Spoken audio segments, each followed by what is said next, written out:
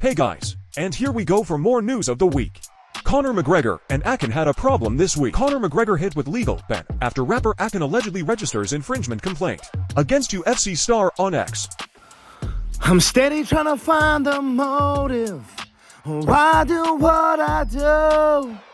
And the freedom ain't getting no closer.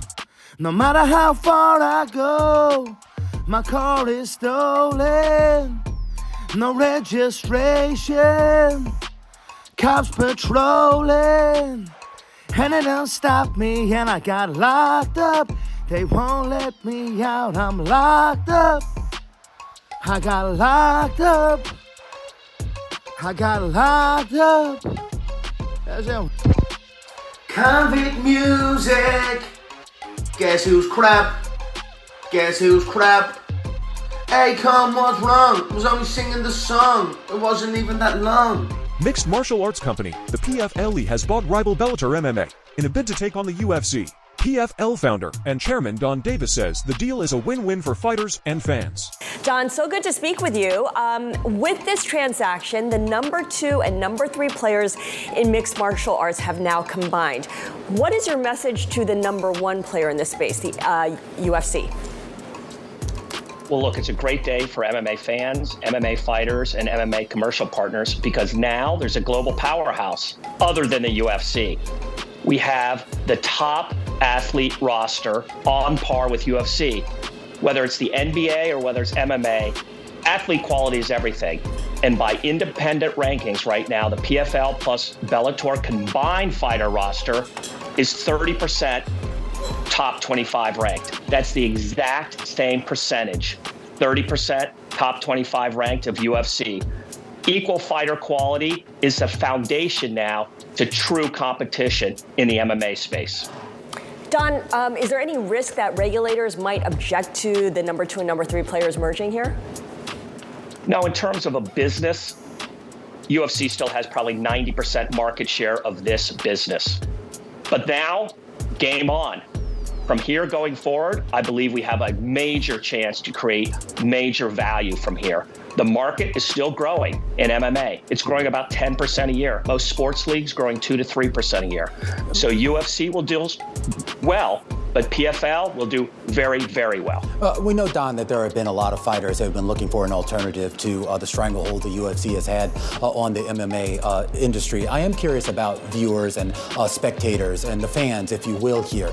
Is your strategy to actually sort of look at what UFC is doing and counter-program that, or are you taking a completely different road where you're going to set up your own schedule and your own, strategy going forward? Yeah, great question. From the very beginning, PFL has been innovative and different from UFC. Number 1, we have the sports season format. In the PFL, it's a meritocracy and transparency, just like the NBA. Win and advance, lose and go home. So we have a regular season, playoff, and championship. A fighter has to win 4 times to become champion. In the UFC, a matchmaker decides the fights. In the PFL, the athletes and their performance decides the next fight. Big difference, number 1. Big difference, number 2, is technology and innovation. We're the most savvy and most viewer-centric league. Everything from punch impact to real-time gaming odds to AI scoring. So 2 big differentiators from the very beginning. And the result, to your question, we're 40% of UFC's audience already in the United States, both broadcast and streaming. What about pay for the athletes, Don? Pay? Now it's a 2-company town. And as we all know in any industry, the worst place to be is a 1-company town. So PFL now is open for business on a global scale. We pay the same as UFC does, but in addition, fighters get a $1 million bonus if they win our championship. And in addition, we share 50% of the pay-per-view profits. So PFL pays better, and PFL provides better opportunities for fighters than ever before. Jake Paul reacts. Massive news, the PFL has acquired Bellator. This is insane news for the whole entire industry and makes PFL even more of a global powerhouse with a fight roster now equal to that of the UFC's. And we have some challenges. Let's prove it. Their champions versus our champions. Let's make it happen. Come on now. Speaking of PFL, they crowned 6 new champions yesterday, each with $1 million. Among them, 2 are Brazilian. The first is Renan Problema. Look what a wonderful knockout he delivered. And the other champion is Larissa Pacheco. Returned to Brazil with the belt and $1 million. Derek Brunson made his debut this week in the PFL. After winning, he asked for Jake Paul. Are you thinking about maybe a Bellator fighter in your future? What are you thinking? I came here to ball. Where the hell is Jake Paul? People also noticed that Derek had a different shape. Would he be drinking the juice? Oops, secret juice? Speaking of secret juice, its creator Paulo Costa made some tweets this week. I will miss you USADA agents. USADA drop, secret juice still strong. I don't miss USADA, bye. And please take out with that ugly jacket with you motherfuckers. Fans reacted.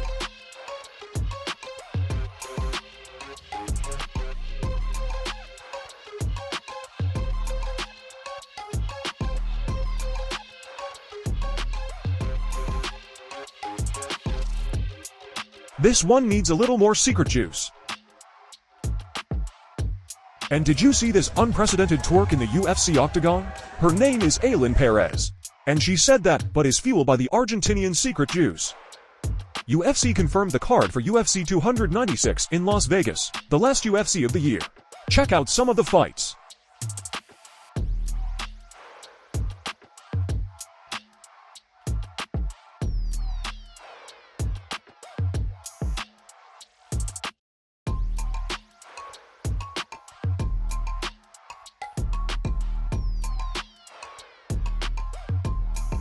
Knowing these pieces well, we know this is going to be insane. But the tweet that got people excited was this one. Is there a fight scheduled for Costa? Stay tuned for more news. Don't forget to comment here.